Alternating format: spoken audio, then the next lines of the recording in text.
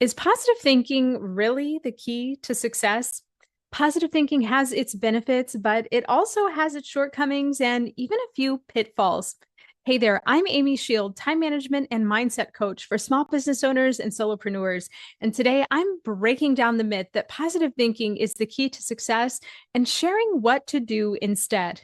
I understand why you might believe that positive thinking is the key to success.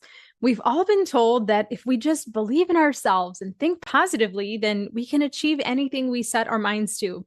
It's a message that's been repeated by motivational speakers, hammered home in self help books, and even espoused by our well meaning friends and family. But the truth is, life and business are more complex than that, and human emotions are certainly more complex than that.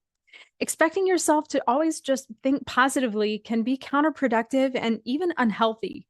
It also fails to account for the emotional nuance that's present in tough situations and even skips several steps for healthy emotional management. First, I'll cover why just thinking positive isn't the best approach. Then I'll talk about what you can do instead. The first problem with just thinking positively all of the time is that life is 50-50 in terms of positive and negative emotions. Can you imagine a good vibes only sign hanging in a funeral home or in an examination room at an oncologist's office or even at the DMV for that matter? No, of course not. That would be insulting.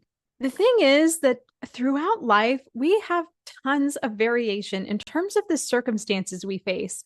Naturally, that means that we have tons of variation in terms of our immediate emotional reactions to those circumstances. In other words, expecting yourself to just think positive in response to any and every circumstance is like telling yourself you need to just wear a suit and you'll be successful. Well, what if you're going to the pool? Or what if you're going skiing? Are you going to sleep in the suit? Because if you just wear a suit, you'll be successful. Suits can be wonderful, but they're not the best choice for every situation. Likewise, positive thinking in and of itself also isn't the best choice for every situation. Life truly is 50-50 in terms of the entire spectrum of positive and negative emotions. And therefore, expecting yourself to always think positively is unrealistic and unsustainable. And in fact, doing so would invalidate the very real human emotions that you have in response to very real and very potentially challenging circumstances. Next, an insistence on positive thinking only sends your brain the wrong message. If you feel upset or distressed or discouraged or some other so called negative emotion in response to something that happens, then you tell yourself that you shouldn't feel this way. That can really become a problem. Imagine this: a 4-year-old is running, he falls down and he scrapes his knee. That knee is bloody, it's full of gravel and sand, and it hurts. He starts crying as a result. His mom comes up and says, "Oh, you shouldn't feel upset. You shouldn't cry. Think positively." That wouldn't be the most helpful response, would it? But see, the same thing happens when you have a valid emotional response to a circumstance and you tell yourself that you shouldn't feel that way and you should just employ positive thinking immediately instead. The same thing happens. You put yourself through the same state of emotional confusion. You invalidate your emotions. You judge or shame yourself for feeling something on the spectrum of human emotion that isn't so-called quote unquote positive. And you send your brain the message that you're wrong for feeling the way that you do, that your natural reaction is invalid. Positive thinking can even be used to avoid, suppress, or reject negative emotions, according to Psychology Today. And that crosses the boundary into the harmful realm of toxic positivity. Next, an expectation around positive thinking can block you from making necessary pivots or adjustments. A focus on positive thinking can stall progress and keep you on an unproductive or unhealthy track for too long. Denying that a problem is a problem or pretending to yourself that things are going well when they really aren't, or even choosing to look past significant issues in the name of thinking positively can be really costly in terms of your time, productivity, and your well-being. I'm not saying here that you should engage in constant doom and gloom thinking. Rather, it's about making sure that you're being honest with yourself. Otherwise, you risk prolonging suffering and unhealthy or productive situations for way longer than necessary. So, if positive thinking alone won't propel you to success, then what's the alternative? I know it seems like I've been bashing positive thinking this whole time. However, there is actually tons of value and power in positive thinking. The problem is when we tell ourselves or other people to just think positive, we skip a ton of important steps that make positive thinking more impactful and more sustainable.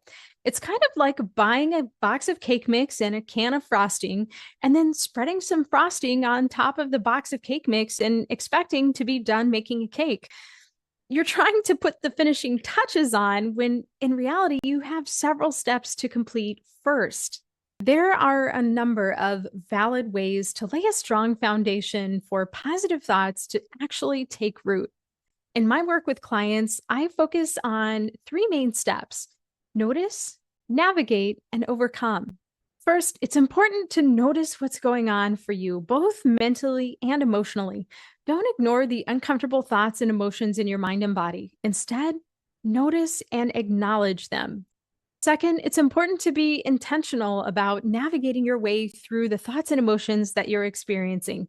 Otherwise, you could become stuck in rumination or go back to ignoring or resisting those uncomfortable thoughts and feelings, none of which are the healthiest choices in the long term. Navigating thoughts and emotions that you're experiencing looks different for each person and usually each situation, but it could include things like processing your emotions, examining and questioning the thoughts and beliefs that underpin your emotions, or identifying the neurocognitive processes that are behind those thoughts and emotions. Finally, it's time to overcome any mental and emotional roadblocks in your path. This is where positive thinking can come in and can be incredibly helpful. Working to overcome mental and emotional roadblocks can take many forms. It might involve things like choosing a different perspective that better serves you going forward. In other words, deciding how you want to think and feel about yourself or about a certain situation. By the way, this is exactly where that positive thinking comes into play. It can also look like tearing down limiting beliefs and rebuilding beliefs that empower you, or choosing and generating an emotional fuel that will help propel you forward. As you can see, trying to start with positive thinking in and of itself is kind of like trying to put new walls on top of a faulty foundation. If you don't address the foundation issues first, the new walls will eventually crack too. And that's why so many folks have a hard time getting positive thinking to work, because we're kind of just slapping new positive thoughts on top of underlying beliefs that don't jibe with those positive thoughts that our brain has already bought into, that are already encoded in our neural pathways in our brain. And so the brain looks at this new positive thought that you're trying to adopt and says, this doesn't square with what I already have up here. And so I'm rejecting that, right? You have to address that foundation first before positive thoughts can truly take root and be impactful and sustainable long term. So let me ask you, do you want to continue focusing on just thinking positive all the time and ignoring the complexity of your emotions, your business, and your life? Or are you ready to learn how to notice, navigate, and overcome your mental and emotional roadblocks so you can show up more effectively in your business and in your life? If you're ready to take control of your mindset and make it work for you, sign up for a free productivity power session with me. We'll identify the biggest mental and emotional roadblocks that are holding you back from success and develop a concrete plan to help you overcome them. Hey, I'm Amy Shield, time management and productivity coach for small business owners and solopreneurs. Thank you so much for checking out my video today. I hope you have an awesome day. Bye-bye.